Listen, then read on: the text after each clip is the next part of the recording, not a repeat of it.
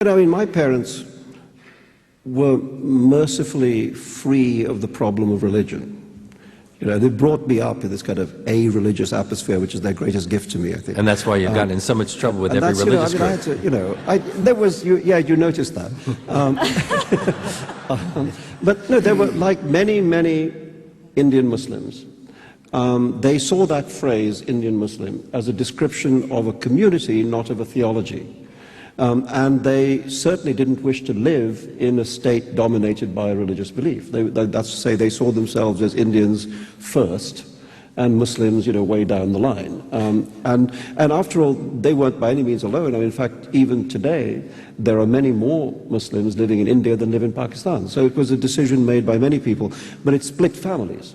You know, I mean, in my family, for instance, you know, half my family went to Pakistan, the other half stayed in India. Sometimes it broke marriages. You know, one member of the marriage wished to go, the other one wished to stay. So it was a terrible rupture.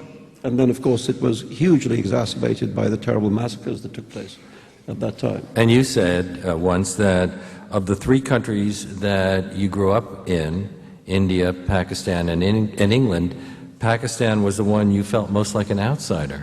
Yeah, Pakistan sucks. I mean, well, at least you're being diplomatic, thank God. Could you be more straightforward? I don't think I got that one. No, I know, you know, I know it's one of America's current two allies of the world, but Saudi Arabia and Pakistan. We're on a roll now. but it's, you know, it sucks. And especially if you're used to India, which is a rich, complicated, open society full of colors and smells and excess and rich, kind of real richness of life experience. You know, and you cross the frontier into Pakistan, which used to be the same place. You know, 56 years ago, used to be the same place. Now you feel a kind of, in a cultural sense, you feel a kind of airlessness. You know, that there's no air to breathe. People aren't allowed to say what they think. They aren't allowed to do what they like. Women and men are segregated. There's a gigantic drug culture because it's one of the world's major producers of opium and heroin. There's an exploding AIDS problem, which is not looked at because, of course, Muslims don't get AIDS. There's a highly gangsterized urban society. There's political corruption on both the civilian and the military side. There's economic corruption so great that 75% of the economy is now believed to be the black economy rather than the overt white economy. There is enormous regional dislike. The Sindhis don't like the Punjabis. Nobody likes the Balochis. Everybody hates the Northwest frontier where they're fundamentalist and pro-Taliban. It sucks. But there you are. You go to England. V.S. Naipaul goes to England. He falls in love with English culture.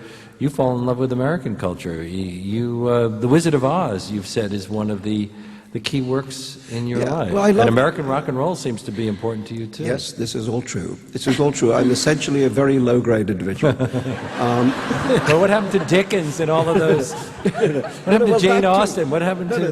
They're there. Oh, they're okay. there, you know. They're there. I do not diss Jane Austen or Charles Dickens. I have to tell you, though, one of the proudest moments of my life was I wrote a piece about The Wizard of Oz, which originally appeared in the New Yorker, and I got a fan letter from a Munchkin. I mean, actually, from Mr. and Mrs. Munchkin, they'd both been in the movie. They were now very elderly, obviously. They were living in a J.C. Penney retirement home in Fort Lauderdale, Florida.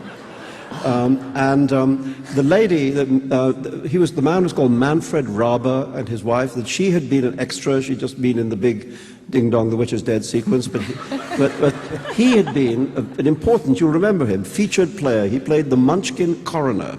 If you remember, he had that hat like that, and the scroll, you know, and he says, you know, she's not only really dead, she's really most sincerely dead, you know, etc.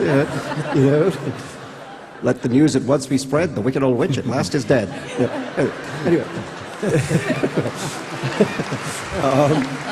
Anyway, him, right? So he writes me a letter saying he liked my piece. And as a gift, he includes in the letter a color Xerox of his big scene. So there he is in his hat and his scroll, and as you remember, he's got this scroll, and on it in big Gothic letters it says Certificate of Death, right? And underneath, he's filled in my name.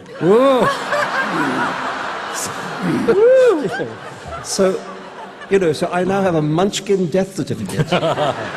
Munchkin patois. And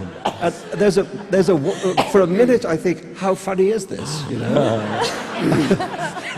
and then I think, no, he's this elderly guy in Fort Lauderdale, and not much has happened in his life since The Wizard of Oz, because he's been working at J.C. Penney, and he sits in this retirement home, and by his bedside he's got this big stack of color Xeroxes of his big scene, and he's firing off letters to everybody in the world and filling in their names, So anyway, I framed it. It's one of my proudest possessions.